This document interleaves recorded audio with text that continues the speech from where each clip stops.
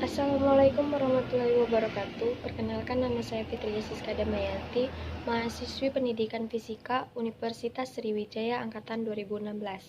Di sini saya akan mempresentasikan hasil penelitian saya dengan dosen pembimbing Dr. Andes Hamdi Aksan, MSI, dan Dr. Ismet SPD, MSI.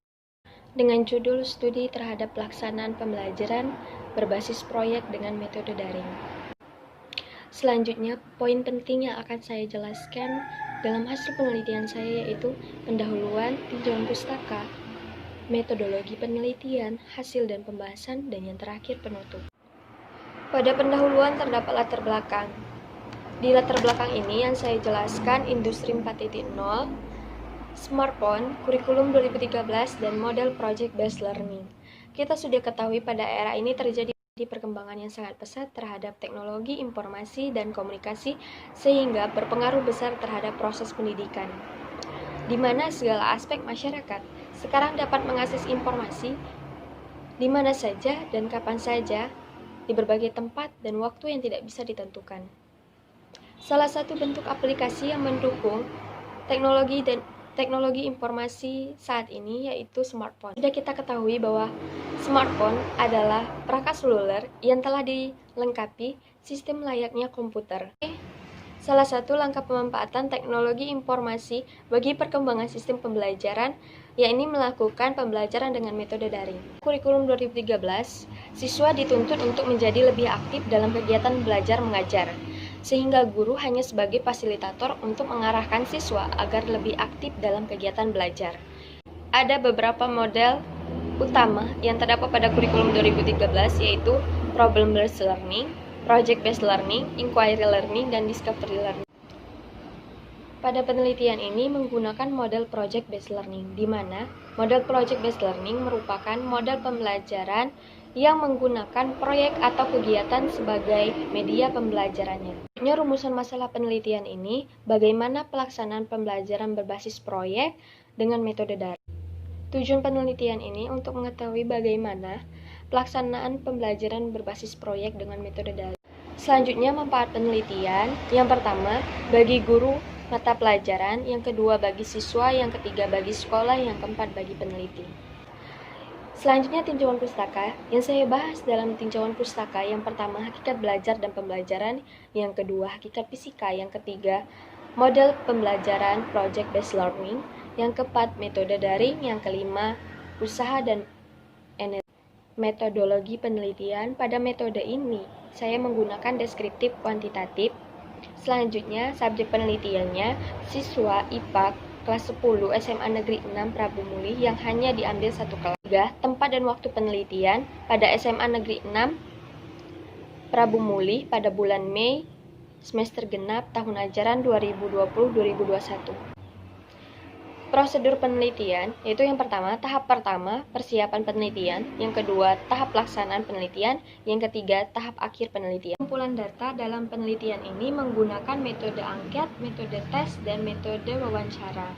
Pada metode angket dalam penelitian ini berupa angket tertutup yang berguna untuk mengetahui persepsi siswa mengenai keterampilan peneliti dalam pembelajaran. Yang kedua, metode tes. Peneliti menggunakan tes uraian yang berguna untuk mengukur kemampuan siswa dalam menguasai atau memahami tugas atau materi yang telah diberikan. Wawancara dalam penelitian ini menggunakan jenis wawancara mendalam yang sifatnya pribadi hanya antara peneliti dan responden saja, di mana memiliki tujuan yang sangat jelas sehingga pertanyaan tidak melebar kemana-mana. Selanjutnya, teknik analisis data. Yang pertama, analisis angket. Analisis ini dilakukan setelah memperoleh data dari penyebaran angket dengan menjumlahkan masing-masing jawaban yang telah diisi oleh responden, dan skor perolehan akan dianalisis dengan teknik persentase. Rumus persentasinya P sama dengan V per N kali 100%. Yang kedua, analisis tes. Rumus mencari nilai siswa yaitu X sama dengan jumlah skor dibagi jumlah maksimum pertanyaan dikali 100%. Rumus mencari nilai rata-rata. X rata-rata sama dengan sigma X dibagi sigma N. Selanjutnya, analisis wawancara. Data yang didapatkan dari wawancara dengan beberapa siswa mengenai pelaksanaan pembelajaran yang telah dinyatakan melalui angket dijadikan pedoman sebagai data pendukung angket. Hasil dan pembahasan. Deskripsi data. Penelitian ini dilaksanakan di SMA Negeri 6 Prabumulih menggunakan metode daring. Pada penelitian ini, pembelajarannya dilaksanakan dengan menggunakan model Project Based Learning. Materinya yaitu usaha dan energi. Penelitian ini dilaksanakan pada bulan Mei semester genap di kelas 10 IPA 1, dimulai pada tanggal 8 dan 14 Mei 2020. Penelitian ini dilaksanakan 2 tahap. Pada tahap pertama dilaksanakan 1 kali pertemuan dengan memberikan video berupa materi pembelajaran dan pada akhir pembelajaran diberikan LKPD. Dan pada tahap kedua, siswa mengirimkan tugas sesuai yang telah diinstruksikan melalui LKPD. Kemudian, siswa diberikan angket untuk mengetahui respon siswa terhadap pembelajaran yang telah dilaksanakan. Pada tahap pelaksanaan, yang pertama, peneliti menyiapkan video pembelajaran, yang kedua, peneliti menyiapkan LKPD dan angket respon siswa, yang ketiga, peneliti menghubungi guru, yang keempat, peneliti mengontak siswa, yang kelima, peneliti melakukan penelitian dengan didampingi oleh guru. Selanjutnya, pada analisis hasil tes, evaluasi, dan angket. Pada tes evaluasi, terdapat 3 soal, yaitu pada soal nomor 1, 5, dan 6. Pada pertanyaan pertama, jika siswa menjawab benar semua, maka akan memperoleh jumlah skor 5.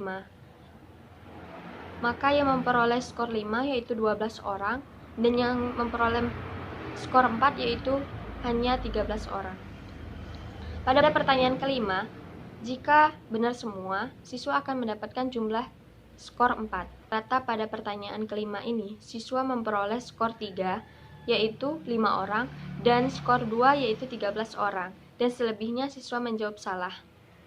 Pada pertanyaan ke-6, dengan jumlah skor jika siswa menjawab benar, yaitu 5, maka yang memperoleh skor 5 yaitu 5 orang, skor 4 yaitu 10 orang, skor 3 yaitu 6 orang, dan skor 2 yaitu 3 orang, skor 1 yaitu 1 orang. Pada angket respon siswa, terdiri dari 8 pertanyaan dan responden berjumlah 25 orang. Pada pertanyaan pertama, sangat setuju memperoleh persentase 20%, setuju 64%, tidak setuju dan setuju tidak setuju sama-sama memperoleh persentase 8%. Pada pertanyaan kedua, sangat setuju memperoleh 32%, setuju 60%, tidak setuju tidak ada siswa yang memilih, dan setuju tidak setuju memperoleh 8%. Pada pertanyaan ketiga, sangat setuju memperoleh 28%, setuju memperoleh 56%, tidak setuju dan setuju tidak setuju sama-sama memperoleh 8%.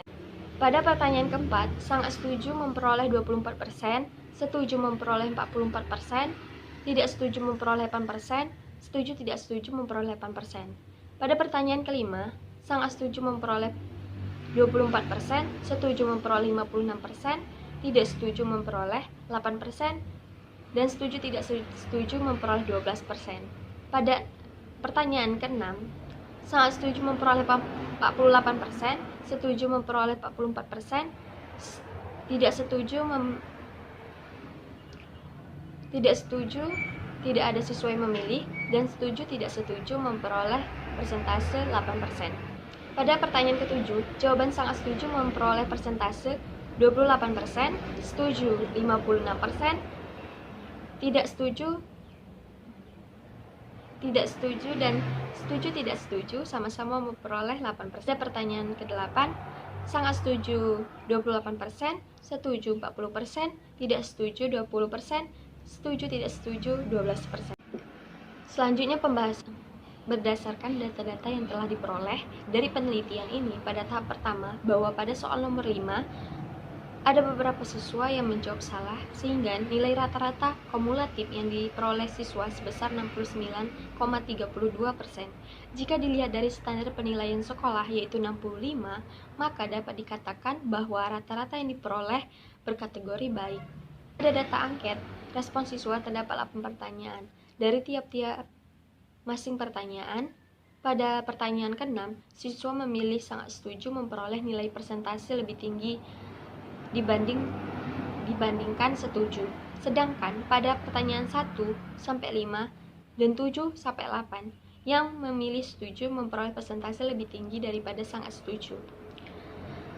Maka hasil rata-rata kumulatif siswa memilih sangat setuju dan setuju yaitu 66% pada 3.2 termasuk dalam kategori baik. Pada data pendukung, untuk memperkuat hasil penelitian yaitu berupa wawancara yang dilakukan dengan beberapa siswa melalui aplikasi WhatsApp. Hasil analisis yang telah diperoleh oleh peneliti, maka didapatkan bahwa siswa sebenarnya tertarik untuk mengikuti pembelajaran berbasis proyek. Namun, karena menggunakan metode daring, banyak siswa yang masih kurang paham tugas yang diberikan. Selanjutnya, hambatan pembelajaran proyek dengan metode daring. Yang pertama, kurang leluasannya dalam memberikan penjelasan kepada siswa.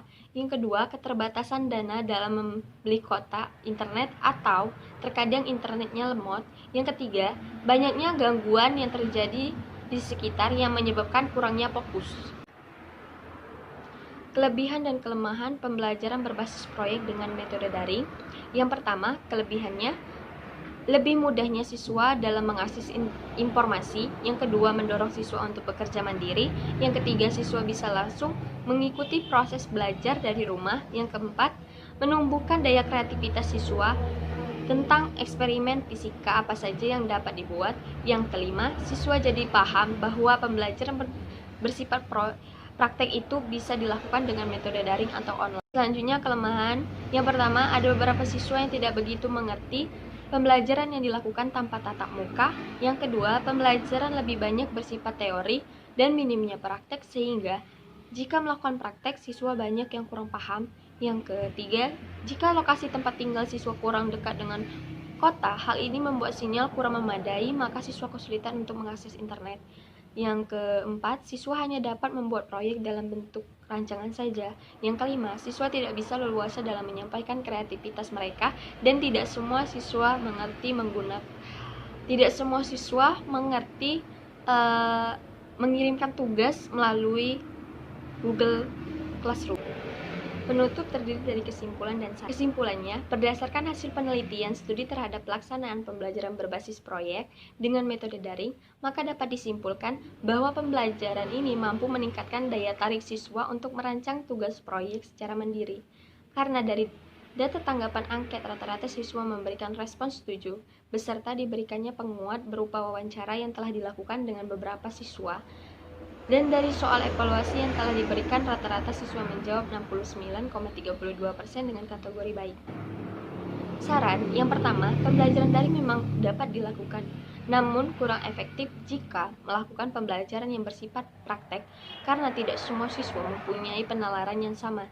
Jadi, siswa ada yang kurang memahami, sehingga ada siswa yang kurang memahami tugas yang diberikan. Yang kedua, rekomendasi untuk penelitian yang akan datang, ada baiknya terlebih dahulu guru merekam penjelasan atau pembelajaran menggunakan video, kemudian dikirimkan melalui grup kelas sehingga siswa lebih mudah untuk memahami baik tugas yang diberikan maupun materi yang diberikan. 3. Rekomendasi untuk penelitian selanjutnya, peneliti dapat membuat proyeknya secara langsung karena kebanyakan siswa tertarik dengan pembelajaran yang bersifat eksperimen. Sekian presentasi dari saya. Terima kasih atas perhatiannya. Saya akhiri. Wassalamualaikum warahmatullahi wabarakatuh.